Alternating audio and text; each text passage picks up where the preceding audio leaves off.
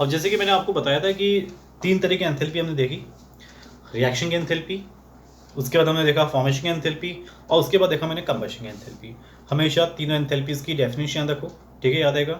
Reaction की enthalpy, किसी भी रिएक्शन की एंथैल्पी, कोई भी रिएक्शन हो उसमें जो हीट निकले या हीट एब्जॉर्ब हो, that is the enthalpy for reactions. Formation enthalpy के लिए याद रखिए डेफिनेशन, एक मोल सब्सटेंस फॉर्म होना चाहिए, और किससे, स्टैंडर्ड फॉर्म से।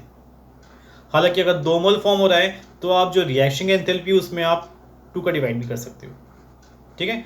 और नेक्स्ट तीसरा है मेरे पास में कौन सा, कंबशन एंथैल्पी। कंबशन एंथैल्पी हमेशा नेगेटिव होती है, ठीक है, क्योंकि हीट रिलीज होता है, ठीक है, और कंबशन भी 1 मोल का होता है। अब मैंने आपको इन तीनों के बीच में रिलेशंस बता दिया, इन तीनों के बीच में रिलेशंस क्या होता है, ठीक है।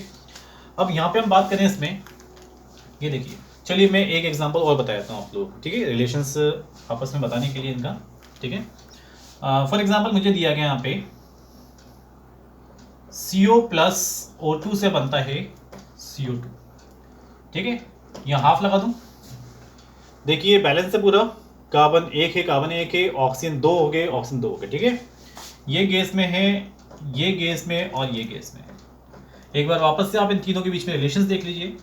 ये हीट जो रिलीज होगा इसमें, क्योंकि यहाँ पे देख सकते हैं कुछ फॉर्मेशन हो रहा है या कुछ भी हो, इसमें जो हीट रिलीज होगा उस हीट को आप बोलोगे डेल्टा एच रिएक्शंस, मतलब रिएक्शन एंथैल्पी, क्योंकि मेरे पास पर्टिकुलर रिएक्शन है। इस रिएक्शन में जो भी हीट रिलीज हुआ डेल्टा एच रिएक्शन कहलाएगा, ठीक है। अब ये बताइए, क्या आप इस रिएक्शन में ये कह सकते हैं कि जो हीट रिलीज हो रहा है, वापस सुनिएगा, जो हीट रिलीज हो रहा है क्या वो हीट फॉर्मेशन एंथैल्पी हो सकता है? फॉर्मेशन एंथैल्पी हो सकता है। मैं देखता हूं यहाँ पे कितना मोल फॉर्म हो रहा है इसका, 1 मोल। सब्सटेंस 1 मोल ही बन रहा है, लेकिन क्या ये स्टैंडर्ड फॉर्म से बन रहा है? नहीं, क्योंकि इसमें जो एटम प्रेजेंट है कार्बन, कार्बन की स्टैंडर्ड फॉर्म क्या होती, ग्रेफाइट होती, लेकिन ग्रेफाइट है क्या यहाँ पे? नहीं। तो कहने का मतलब ये है, आप डेल्टा एच रिएक्शन को इक्वल नहीं करोगे किसके, delta H formation of CO2 के। इस रिएक्शन के लिए आप फॉर्मेशन की एंथैल्पी डिफाइन नहीं कर सकते। बट मैं कंबशन की बात करूं तो कंबशन, क्या कंबशन इसमें हो रहा है? बिल्कुल कंबशन हो रहा है। कंबशन इसमें देखिए, ऑक्सीजन के प्रेजेंस में कंबशन होता है, हुआ। किसका कंबशन हुआ? CO का। कितने मोल का हुआ? 1 मोल का। वहां केवल लिमिटेशन क्या आती है कि 1 मोल का कंबशन हो, और कंबशन कंप्लीट होना चाहिए। एक और चीज मैं आपको बता दूं, कंबशन भी कंप्लीट होना चाहिए। कंप्लीट कंबशन का मतलब होता है CO2 बनना चाहिए पूरा कंप्लीट। इनकम्प्लीट कंबशन में कई बार CO रह जाता है, कंप्लीट कंबशन CO2 बनना होता है, ठीक है ना। तो यहाँ पे कंबशन भी हो रहा है, 1 मोल का कंबशन हो रहा है, इसलिए आप बोलोगे कि डेल्टा एच रिएक्शन जो है वो इक्वल होगी delta H combustion of CO। ये देखिए, तो यहाँ पे मैंने रिएक्शन एंथैल्पी, CO2 का फॉर्मेशन हो गया और CO के कंबशन हो गया, इन तीनों के बीच में रिलेशन बताया आपको मैंने। रिएक्शन एंथैल्पी फॉर्मेशन एंथैल्पी के इक्वल नहीं हुई, जबकि कंबशन एंथैल्पी के इक्वल हो गई, ठीक है। अब यहाँ पे आप लोगों को कुछ फॉर्मूले याद रखने हैं। डेल्टा एच रिएक्शन का फॉर्मूला फॉर्मेशन के टर्म्स में, फॉर्मेशन के एंथैल्पी के टर्म्स में, फॉर्मेशन के एंथैल्पी के टर्म्स में क्या होगा, delta H formation of product minus summation of delta H formation of reactant. इस फॉर्मूले को याद रखना, किसी भी रिएक्शन के लिए अगर आप एंथैल्पी डिफाइन कर रहे हो तो वो इक्वल होगी प्रोडक्ट जो है, प्रोडक्ट में जो फॉर्मेशन एंथैल्पी है माइनस रिएक्टेंट में जो ओवरऑल है उनके फॉर्मेशन एंथैल्पी, याद रहेगा। और अगर आप कंबशन के टर्म्स में करना चाहते हो तो डेल्टा एच रिएक्शन इक्वल होगा summation of delta H combustion of reactant minus summation of delta H combustion of product, ठीक है। ये फॉर्मूले कहां से आए हैं? तो डेरिवेशन अब हमें नहीं सीखना बिल्कुल, ठीक है। हमें सिंपल से फॉर्मूले याद रखने हैं। जब भी आपको फॉर्मेशन का डेटा दे रखा हो, जब भी आपको किसी क्वेश्चन में फॉर्मेशन का डेटा दे रखा हो और रिएक्शन का एंथैल्पी निकालना हो तो ये फॉर्मूलाज अप्लाई करिएगा, product formation enthalpy minus reactant के एंथैल्पी फॉर्मेशन के, ठीक है। और जब कंबशन का डेटा दे रखा हो और रिएक्शन की एंथैल्पी अगर आपको निकालनी हो तो रिएक्शन की एंथैल्पी कैसे निकालोगे आप? रिएक्टेंट की कंबशन एंथैल्पी माइनस प्रोडक्ट के कंबशन की एंथैल्पी, ठीक है। आपको ज्यादा बेटर तब समझ में आएगा जब मैं कुछ क्वेश्चन कराऊंगा इस पे, ठीक है। तो एक क्वेश्चन देखिए इस पे आप लोग,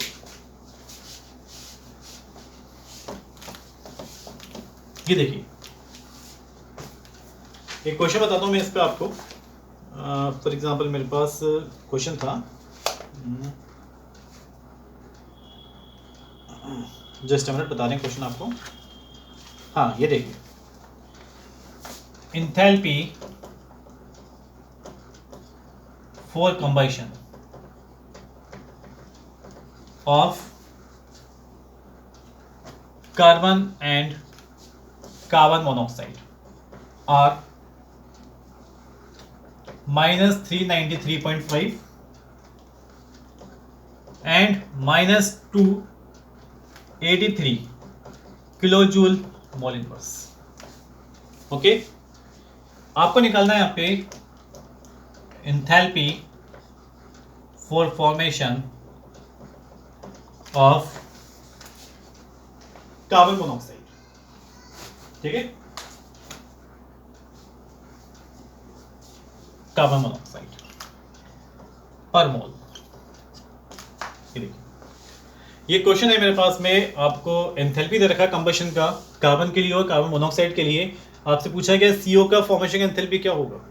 ठीक है, अब आपके दिमाग में चल रहा होगा सर ये क्वेश्चन बड़ा अजीब है, कंबशन का डेटा दे रखा है, फॉर्मेशन पूछा है, क्या करें। सबसे पहले क्वेश्चंस करने से पहले ये जरूर देख लीजिएगा जो डेटा आपको दे रखा है क्या वो किलोजूल पर मोल में है। पर मोल मतलब यहाँ पे सब चीज़ें पर मोल के लिए चलती हैं। फॉर्मेशन हुआ 1 मोल का हुआ, कंबशन हुआ 1 मोल का हुआ, तो देख लीजिएगा पर मोल है या नहीं है। अगर वो पर ग्राम दे रखा हो तो उसको आप मोल में चेंज करिए। तो यहाँ पे सब क्लियर है अभी। अब मेरे पास में क्वेश्चन किस तरह करें हम, आपको निकालना क्या है, आपको निकालना है CO का फॉर्मेशन की एंथैल्पी। तो जो आपको यहाँ पे निकालना हो, ठीक है, जो सॉल्व करना हो उसके लिए आप रिएक्शन लिख लीजिएगा। ठीक है, मेरे स्टेटमेंट सुन लीजिए वापस। जो आपको निकालना है उसके लिए आप रिएक्शन लिख लीजिए। क्या निकालना है आपको, CO का फॉर्मेशन। तो पहले आप CO का फॉर्मेशन करिए। ये देखिए, फॉर्मेशन करते समय हमेशा 1 मोल का फॉर्मेशन किया जाता है, तो मैं यहाँ 1 मोल रखता हूँ उसको। और किससे किया जाता है फॉर्मेशन, स्टैंडर्ड फॉर्म से। मतलब यहाँ पे स्टैंडर्ड फॉर्म क्या होगी, C की ग्रेफाइट प्लस हाफ वुड। ये देखिए, मुझे CO के फॉर्मेशन की एंथैल्पी निकालनी थी, तो मैंने जो निकालना है उस रिएक्शन को मैंने लिख लिया। यहाँ पे मैंने फॉर्मेशन लिख लिया CO का, और फॉर्मेशन लिखते समय 1 मोल का फॉर्मेशन किया, किससे किया, स्टैंडर्ड फॉर्म से। ठीक है, और उसके बाद मैंने इसको सर्किल किया और बताया मैंने कि ये जो भी मैंने लिखा है वो एक रिएक्शन है, और इस रिएक्शन के लिए जो एंथैल्पी होगी उसको हम कह सकते हैं डेल्टा H रिएक्शन, और ये इक्वल भी होगा delta H formation of CO, क्योंकि यहाँ पे 1 मोल CO का फॉर्मेशन हो रहा है। ओके, तो जब 1 मोल CO का फॉर्मेशन हो रहा है और वो किसके इक्वल होगी, डेल्टा H रिएक्शन के। ठीक है, अब मुझे यहाँ पे गिवन डाटा किसमें, कंबशन की एंथैल्पी दे रखी है। तो आप एक काम करिए, कंबशन की एंथैल्पी वाला फॉर्मूला लगाइए, delta H reaction equal to delta H combustion of reactant minus delta H combustion of product. Okay, अब आप देखिए यहाँ पे रिएक्टेंट में कौन कौन है, यहाँ पे पहला कार्बन है ग्रेफाइट। क्या उसका कंबशन गिवन है आपको, कितना गिवन है आपको, -393.5। तो यहाँ वैल्यू रख रहा हूँ -393.5। रिएक्टेंट में और क्या है, क्योंकि ये समेशन होता है यहाँ पे, तो यहाँ पे रिएक्टेंट में और क्या है, हाफ O2। ये बताइए क्या O2 का कभी कंबशन हो सकता है क्या, नहीं। O2 तो खुद ही रिक्वायर्ड होता है किसमें, कंबशन में। O2 को हम लेते हैं किसी का कंबशन करने के लिए, तो O2 खुद का कंबशन तो होगा नहीं। ठीक है ना, तो ऑक्सीजन के लिए कंबशन की एंथैल्पी कितनी माननी है आपको, 0 माननी है यहाँ पे। ठीक है, तो यहाँ पे कंबशन की एंथैल्पी कितनी होगी, ऑक्सीजन की 0 होगी। ठीक है, मैंने यहाँ पे रिएक्टेंट का कंबशन का डाटा ले लिया, माइनस प्रोडक्ट में CO का कंबशन की एंथैल्पी कितनी गिवन है आपको, देखिए कितना, -283। ठीक है, तो ये कितना आएगा, -393.5, माइनस माइनस प्लस हो गया 283। ठीक है, अब यहां से जो भी वैल्यू आप निकाल के लेके आएंगे, वो क्या होगा, वो रिएक्शन की एंथैल्पी होगा, और वही रिएक्शन की एंथैल्पी किसके इक्वल है, फॉर्मेशन ऑफ CO के। तो आपको निकालना क्या था, फॉर्मेशन ऑफ CO निकालना था, पर मोल निकालना था। हाँ भाई, यहाँ पे एक ही मोल है वैसे भी, तो पर मोल में आंसर आएगा। तो कहने का मतलब इन द सेंस ये है, आपको कोरिलेट करना आना चाहिए। जो भी आपसे पूछे आप उसकी रिएक्शन लिखिए, पहले उस रिएक्शन की एंथैल्पी इक्वल करिए। ठीक है, इस तरह मैंने किया यहाँ पे, और फिर जो गिवन डाटा है उसकी टर्म्स में फॉर्मूला लगाइए और आप निकाल सकते हैं क्वेश्चंस। ठीक है ना, ऐसे क्वेश्चंस आपके मॉड्यूल वगैरह वर्कशीट में दे रखे होंगे, क्वेश्चंस आप लगा सकते हो। क्वेश्चन करते समय इस चीज़ का भी ख्याल रखना कि यहाँ पे पर मोल या पर ग्राम नहीं दे रखा हो कहीं।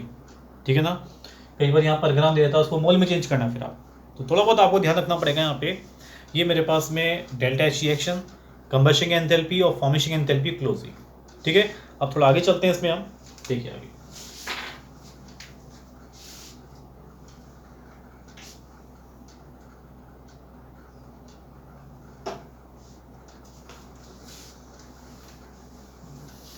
ये देखिए,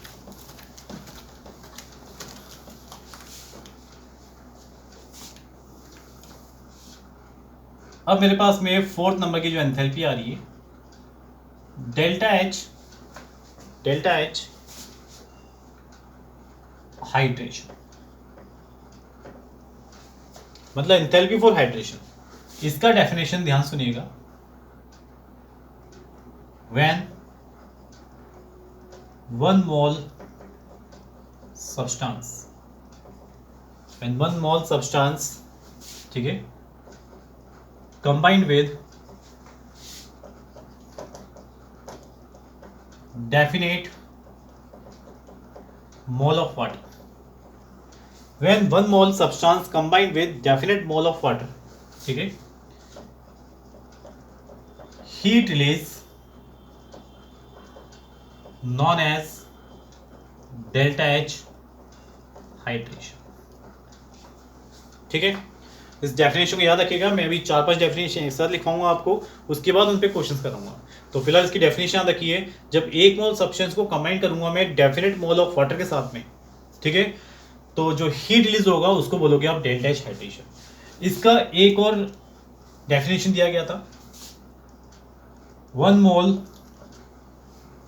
मोल आइंस, ये आइंस आपके एनाइंस हो सकते हैं या कैटाइंस हो सकते हैं, dissolve into water to form aqueous ions. कुछ गैसेस आइंस हो सकते हैं, 1 मोल गैसेस आइंस, यहां मैं गैसेस आइंस लिख देता हूं, 1 मोल गैसेस आइंस। ये गैसेस आइंस आपके एनाइंस भी हो सकते हैं, कैटाइंस भी हो सकते हैं। अगर आप इनको डिसॉल्व करो वाटर में और क्या बन जाए, एक्वस आइंस बन जाए, तो वहां पे जो हीट रिलीज होगा उस हीट को भी आप क्या नाम दोगे, आप बोलोगे सर ये हाइड्रेशन की एंथैल्पी। एक एग्जांपल मैं बताया था आप लोगों को, यहाँ पे देखिए ध्यान से, CuSO4 + 5H2 से बनता है CuSO4.5H2। ओके, नेक्स्ट आपके पास में Cl- वाटर, Cl- दो रिएक्शन में लिखा। पहला रिएक्शन देखिए, 1 मोल सब्सटेंस था मेरे पास, क्या करा मैंने, डेफिनेट मोल ऑफ वाटर इसमें ऐड की। डेफिनेट मोल ऑफ वाटर इसमें जब ऐड किए तो मुझे क्या मिला, एक मुझे क्रिस्टलाइन सब्सटेंस मिला, हाइड्रेटेड मॉलिक्यूल्स मिला मुझे। ठीक है, यहाँ लिखा हुआ है जब आप किसी 1 मोल सब्सटेंस को definite mole of water, definite mole कितने लिए, 5 ले लिए, जब आप डेफिनेट मोल ऑफ वाटर के साथ में कंबाइन कराओगे तो जो प्रोडक्ट बनेगा और उसमें जो हीट रिलीज होगा उस हीट को क्या बोलोगे आप, हाइड्रेशन एंथैल्पी। और यहाँ देखिए हम, मेरे पास 1 मोल गैसेस एनाइन से मेरे पास, इसको मैंने वाटर में डाला तो कौन सा आइंस बना, एक्वस आइंस बना। ठीक है, तो इस डेफिनेशन के अकॉर्डिंग भी जब किसी गैसेस आइंस को वाटर में डालोगे, एक्वस आइंस बने, तो हीट जो रिलीज होगा उसको क्या बोलोगे आप, हाइड्रेशन एंथैल्पी बोलोगे। ठीक है, नेक्स्ट देखिए आगे इसमें, ये मेरे पास में हाइड्रेशन एंथैल्पी थी।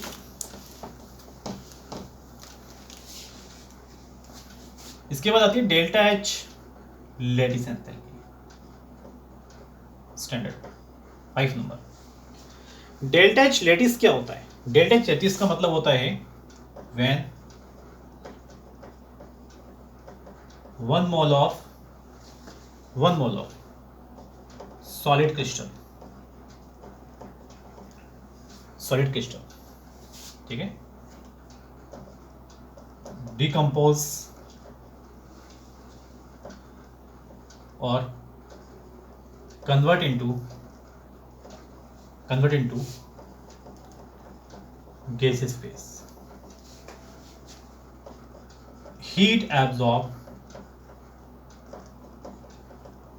known as delta H naught lattice। अब यहाँ पे इस बात पे ध्यान देना जरूरी है आपको। ठीक है, लैटिस एंथैल्पी की बात करिए, मैं एक NaCl कंपाउंड ले लेता हूँ। ठीक है, देखिएगा अब यहाँ से मैंने एक NaCl कंपाउंड लिया, सॉलिड फेस में है, अगर ये NaCl गैसेस में चले गया, या फिर ये Na+ और Cl- गैसेस में चले गया।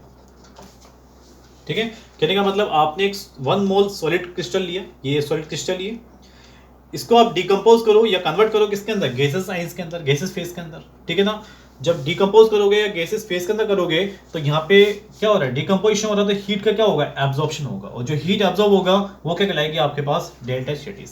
कहने का मतलब इस पर्टिकुलर रिएक्शंस के लिए आप डिफाइन कर सकते हो delta H lattice of NaCl। Lattice लिखा हुआ है NaCl के लिए। ठीक है ना, और भी तरह के क्रिस्टल्स हो सकते हैं मेरे पास, K2SO4 ले लूँ, KCl ले लूँ, CSCl ले लूँ। ठीक है, आयनिक क्रिस्टल होने चाहिए। क्रिस्टल जो सॉलिड फेस में होंगे आपके पास, उनको आप अगर किसी दूसरी गैसेस फेस में चेंज कर रहे हैं या आइंस में ब्रेक कर रहे हैं गैसेस में, तो वो कौन सी एंथैल्पी कहलाएगी आपके पास, लेटिस एंथैल्पी। ठीक है ना, चलिए आगे चलते हैं। इसमें ये 5th नंबर की मेरे पास एंथैल्पी थी। नेक्स्ट एंथैल्पी आती है मेरे पास 6 नंबर की एंथैल्पी, ये होती है डेल्टा एच आयनाइजेशन। ये देखिए डेल्टा एच आयनाइजेशन एंथैल्पी। अब इसका मीनिंग देखिए, when 1 mole electrolyte convert into aqueous ions। ठीक है, heat absorb known as delta H ionisation. इस डेफिनेशन से क्या समझ में आ रहा है आपको, 1 मोल इलेक्ट्रोलाइट होना चाहिए, और इलेक्ट्रोलाइट हमेशा किस फेज में होता है, लिक्विड फेज में होता है, एक्वस फेज में होता है। फॉर एग्जांपल हम बात करें, यहाँ पे मैंने NaCl लिया, NaCl एक्वस में मेरे पास है, ये ब्रेक होगा Na+ में और Cl- में। ठीक है, 1 मोल इलेक्ट्रोलाइट अगर ये एक्वस आयंस में ब्रेक हो जाता है, आयंस में, ठीक है, तो आप बोलोगे इस रिएक्शन के लिए एंथैल्पी क्या होगी, डेल्टा एच आयनाइजेशन होगी। और भी हो सकता है मेरे पास CH3COH, ये देखिए ये भी एक इलेक्ट्रोलाइट है, क्यों, क्योंकि किस फेस में, एक्वस फेस में। किस में डिसोसिएट होगा, ये डिसोसिएट होगा CH3COO- में और H+ में, एक्वस में हो गया डिसोसिएट। ठीक है, या फिर आप वाटर ले लीजिए, वाटर एज ए इलेक्ट्रोलाइट की तरह काम कर सकते हैं, हम ले सकते हैं इसको, तो H+OH में इसमें ब्रेक होगा एक्वस में। ठीक है, कोई दिक्कत इसमें। अब यहाँ पे आप सुनिए मेरी बात, ये सब एज ए मैंने इलेक्ट्रोलाइट लिए थे। ठीक है, इन इलेक्ट्रोलाइट को मैंने डिसोसिएट किया, डिसोसिएट करने पर जो एनर्जी ली गई होगी, उस एनर्जी को क्या नाम दिया आपने, आयनाइजेशन एंथैल्पी। अब आप जरा दिमाग लगा के सोचिए, कोई स्ट्रॉन्ग एसिड या स्ट्रॉन्ग बेस या नॉर्मल सॉल्ट्स, क्या हमें जरूरत पड़ती है उसको डिसोसिएट करने की, या वो अपना आप ही डिसोसिएट होता है, वो अपना आप ही 100% डिसोसिएट होता है। स्ट्रॉन्ग एसिड, स्ट्रॉन्ग बेस और स्ट्रॉन्ग इलेक्ट्रोलाइट्स। स्ट्रॉन्ग इलेक्ट्रोलाइट्स का मतलब क्या होता है, नॉर्मल सॉल्ट, ये अपना आप ही 100% डिसोसिएट हो जाते हैं। जब खुद ही सेल्फ डिसोसिएशन में जा रहे हैं तो इनको डिसोसिएट करने के लिए कोई एनर्जी लेने पड़ेगी नहीं। जब कोई एनर्जी ही नहीं लेने पड़ेगी तो इनके लिए डेल्टा एच आयनाइजेशन कितना हो जाएगा, 0। तो यहाँ पे हम बात करें NaCl और H2O, सॉरी हम बात करें NaCl की, केवल NaCl की बात करें तो नॉर्मल सॉल्ट है, इसको डिसोसिएशन में आपको कुछ भी हीट एब्जॉर्ब करने की जरूरत नहीं है, तो यहाँ पे डेल्टा एच आयनाइजेशन क्या होगा, 0 होगा। जबकि अगर CH3COH की बात करें और वाटर की बात करें, तो आपको पता है ये एक वीक एसिड होता है और ये एक वीक इलेक्ट्रोलाइट है। जब ये वीक एसिड है जो 100% डिसोसिएट नहीं होगा, ये एक वीक इलेक्ट्रोलाइट है जो भी 100% डिसोसिएट नहीं होगा, तो आपको कुछ एनर्जी गिवन करने पड़ेगी इसमें ताकि डिसोसिएट हो सके आयंस में। तो यहाँ पर आप बोल सकते हो कि हाँ सर, यहाँ पे डेल्टा एच आयनाइजेशन का वैल्यू कुछ ना कुछ आएगा, कुछ भी वैल्यूज हो सकता है डेटा में जो आपको देगा। ठीक है ना, तो यहाँ पे मैं ऊपर लिख देता हूँ, स्ट्रॉन्ग एसिड हो, स्ट्रॉन्ग बेस हो या स्ट्रॉन्ग इलेक्ट्रोलाइट हो, मतलब कि नॉर्मल सॉल्ट्स हो, इनके लिए डेल्टा एच आयनाइजेशन का वैल्यू हमेशा 0 लीजिएगा। कोई प्रॉब्लम आपको इसमें, ये मेरे पास आयनाइजेशन एंथैल्पी थी। अब आगे चलते हैं, इसमें ये समझ में आया आपको, तो अब देखिए आगे।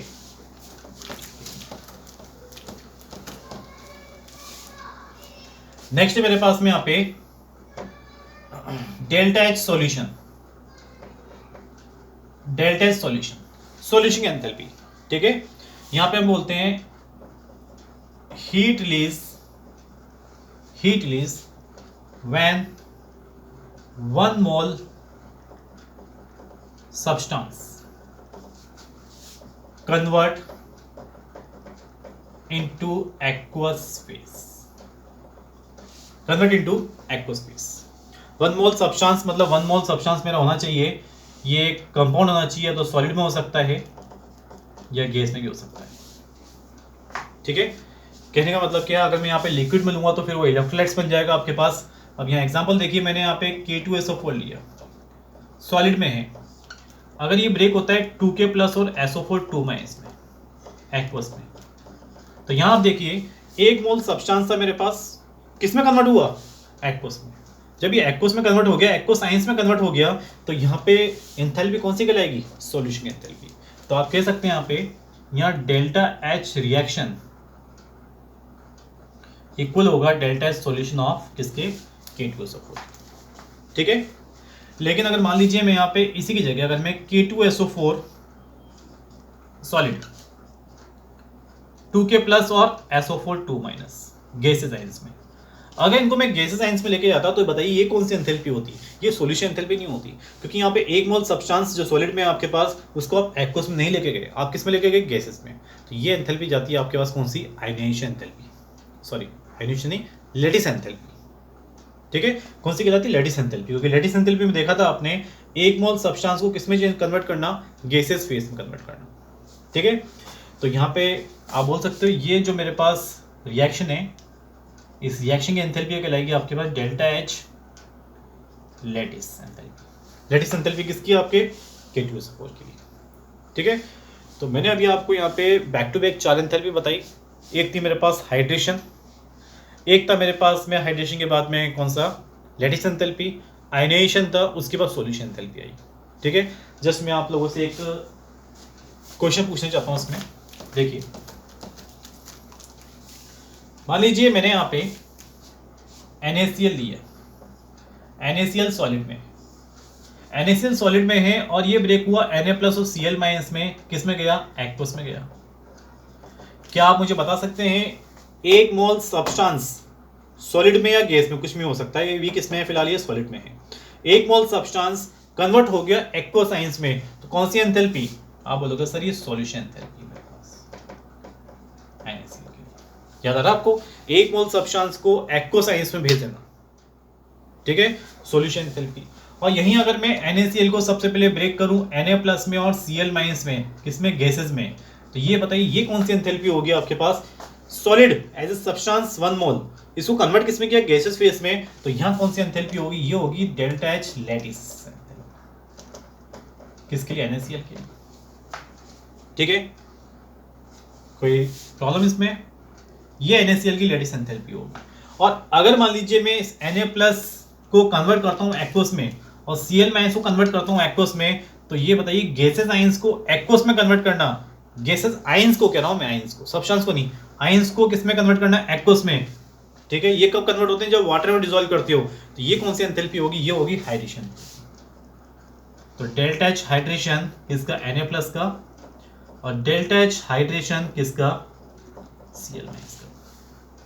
तो क्या आपको ये देख के लग रहा है कि सर यहाँ पे एक फॉर्मूला मेरे पास जनरेट हो रहा है, एक फॉर्मूला मेरे पास जनरेट हो रहा है, आपने सुना होगा मेरे ख्याल से। यहाँ से अगर मैं NaCl से इस पाथ पे गया तो ये पाथ मेरे पास, इनका एडिशन इसके इक्वल होगा। कहने का मतलब क्या है, डेल्टा एच नॉट सॉल्यूशन किसका, NaCl का, इक्वल होगा किसके, delta H naught lattice NaCl plus this, मतलब delta H hydration of Na plus, standard है, plus delta H hydration of Cl minus. ये देखिए, तो यहाँ पे आप देख पा रहे हैं, कभी कोई क्वेश्चन आएगा तो उस क्वेश्चन में आप ट्रैप नहीं होंगे। अब आगे उस क्वेश्चन में होगा कि आपको यहाँ पे सॉल्यूशन एंथैल्पी दे देगा, लैटिस एंथैल्पी गिवन कर देगा और आपसे पूछेगा कि वहाँ पे हाइड्रेशन एंथैल्पी क्या होगी, ठीक है ना। तो आपके पास अगर ये फॉर्मूला आपको पता है कि सॉल्यूशन की एंथैल्पी इक्वल होती है हमेशा किसके, लैटिस प्लस हाइड्रेशन के। सॉल्यूशन की एंथैल्पी किसके इक्वल होती है, लैटिस प्लस हाइड्रेशन के। क्यों? सॉल्यूशन में किसी सब्सटेंस को सीधा एक्वस में लेके जाया जाता है, जबकि उस सब्सटेंस को पहले मैं गैस में और फिर गैस से एक्वस में लेके भी जा सकता हूँ। तो सॉल्यूशन की एंथैल्पी लेटिस प्लस हाइड्रेशन, ठीक है, इक्वल करके आप क्वेश्चन भी कर सकते हैं। ऐसे क्वेश्चन आपको मिल सकते हैं। तो यहाँ पे मैंने अभी ओवरऑल मिला के 7 टाइप्स की एंथैल्पी खत्म करी है, ठीक है। कौन कौन सी? पहली थी मेरे पास रिएक्शन एंथैल्पी, फॉर्मेशन एंथैल्पी, 1 मोल का फॉर्मेशन करना स्टैंडर्ड फेज से। दूसरा मेरे पास कंबशन एंथैल्पी आई, कंबशन एंथैल्पी में 1 मोल का कंबशन करना। नेक्स्ट मेरे पास में हाइड्रेशन एंथैल्पी देखी। हाइड्रेशन एंथैल्पी मतलब किसी गैसेस आइंस को एक्वस आइंस में लेके जाना ना। उसके बाद में मेरे पास लैटिस एंथैल्पी आई, 1 मोल क्रिस्टल को सीधे किस में लेके आना? गैसेस फेज में लेके आना। उसके बाद हमारे पास में आयनाइजेशन एंथैल्पी आई। आयनाइजेशन में इलेक्ट्रोलाइट्स लिए जाते हैं, इलेक्ट्रोलाइट्स को किस में ब्रेक करना? आइंस में। लेकिन अगर वो स्ट्रॉन्ग इलेक्ट्रोलाइट्स है तो जरूरत नहीं पड़ेगी, वहाँ पे जरूरत नहीं पड़ेगी किसकी? हीट देने की। तो वहाँ पे डेल्टा एच आयनाइजेशन कितना हो जाएगा? 0 हो जाएगा। तो कहने का मतलब डेल्टा एच आयनाइजेशन केवल किसके लिए वैलिड है? जो आपके पास वीक होंगे, ठीक है। और उसके बाद आपने डेल्टा एच सॉल्यूशन देखा। सॉल्यूशन की एंथैल्पी में क्या है? 1 मोल सब्सटेंस को किस में कन्वर्ट करो? एक्वस में, ठीक है। और आपने इनके बीच में रिलेशंस भी देखा। ये रिलेशंस पे फॉर्मूले बन सकते हैं, बिल्कुल याद रखेगा, इंपॉर्टेंट है, ठीक है। इसके बाद आगे हम कंटिन्यू करेंगे। आज इतना ही बहुत है। Thank you.